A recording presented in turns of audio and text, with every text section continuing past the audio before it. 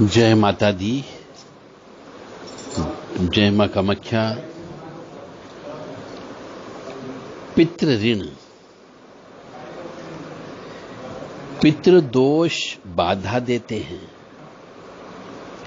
इसमें कोई दो राय नहीं है। और प्रत्येक ग्रह पीड़ित होना किसी न किसी दोष का संकेत देता है, जिसे हम पितृदोष कह सकते हैं।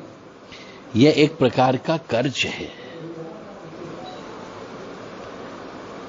जो ग्रह अपने कार्यकाल में चुकाने का संकेत देता है। अगर आपने चुका दिया तो गाड़ी आगे चल पड़ती है, अन्यथा गाड़ी वहीं पे खड़ी हो जाएगी।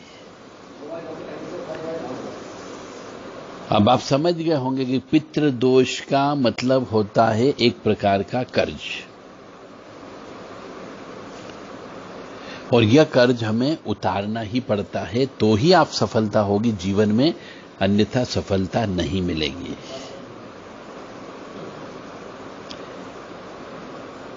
जो ग्रह पीड़ित अवस्था में है, पिछले जन्म के कर्म के अनुसार उससे संबंधित ऋण चुकता करना ही करना है। अब उदाहरण से समझाने का प्रयास करें। जैसे वर्ष फल में शनि 5वें भाव में है, तो 5वां भाव सूर्य का भाव है, और सूर्य सरकार है, राजा है, तो सरकार को जुर्माना देकर ऋण चुकता करना पड़ेगा, वरना काम वही का वही ठप रहेगा।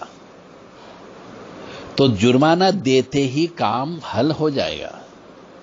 तो जिसका भी शनि 5म भाव में हो, उसे राजा को जुर्माना भरना पड़ता है। इसी तरह अन्य ग्रह की जड़ में जाना पड़ेगा।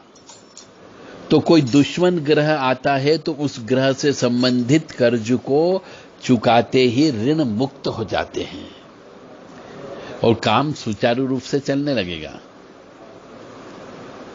अगर आपने नहीं चुकाया तो स्वास्थ्य संबंधी समस्या हो सकती है। इसलिए अलग अलग पूजा कराते रहना चाहिए मनुष्य को, और करते रहना चाहिए।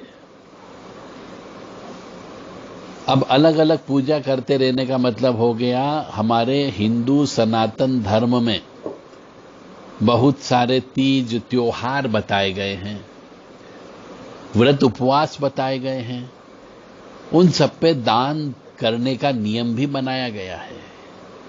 अगर ये करते रहे तो धीरे धीरे पितृ ऋण समाप्त हो जाता है, और एक ठोस पितृ ऋण जो है बृहस्पति से बनता है, गुरु से, जो पूर्वजों का लिया दिया और कहीं भूल गलती को दर्शाता है। हमारे पूर्वजों के द्वारा की गई कोई गलतियां भी आपको पितृ ऋण में धकेल देती है। पूर्वजों ने लिया किसी का, खा गए, नहीं दिया और मर गए, तो उसका दोष भी आपको भुगतना पड़ता है। उसका उपाय है पितृ शांति करवाएं, क्योंकि बृहस्पति को 5 मुख्य भाव का कारक माना गया है, और यदि वो भाव खराब होंगे, 5 भाव एक साथ खराब होंगे, तो मनुष्य को संभालना मुश्किल पड़ जाता है। फिर कहता कि साहब परछाई भी साथ नहीं दे रही है, इसका अर्थ ही यही होता है।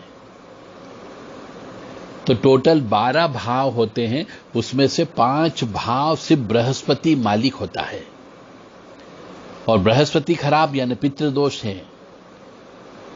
तो उसकी जिंदगी जीना मुश्किल हो जाता है। अब पूर्वजों ने क्या गलती की,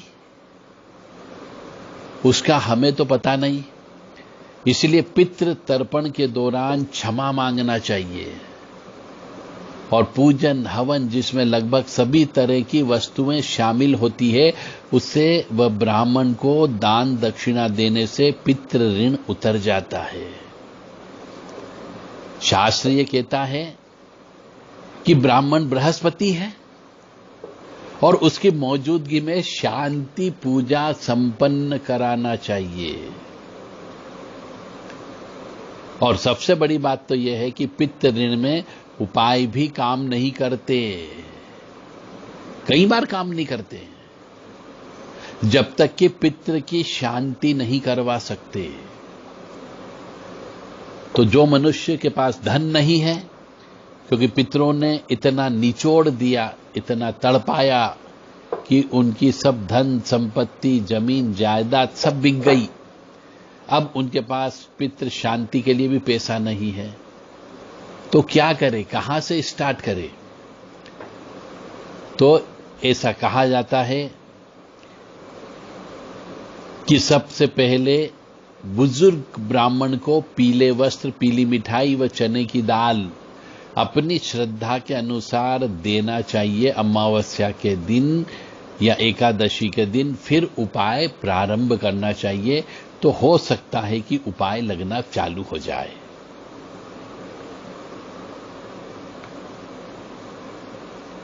अमावस्या जो है वो पितरों की मानी गई है। उनको मीठे सफेद चावल बनाकर मिश्री युक्त कौवों को खिलाना चाहिए। और एक और रहस्यमय ज्ञान,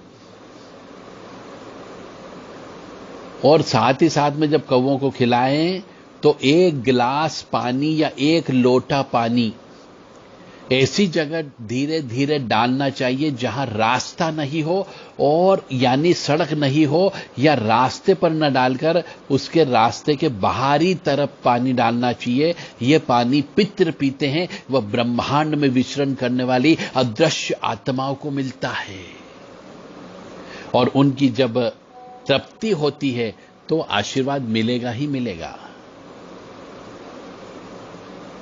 यह पितृदोष का उपाय भी है और शनि का उपाय भी है। यानी सुनसान जगह पर एकांत में घर से ले जाकर के पानी को ढोल देना या डाल देना पितरों के निमित्त, इससे पितृ तृप्त होते हैं। और पानी वाला उपाय कभी भी करते रहो, ताकि आपके आसपास के एरिया में रहने वाली अदृश्य अतृप्त आत्माओं को पानी मिलता रहेगा, तो उनका आशीर्वाद आपको मिलता रहेगा।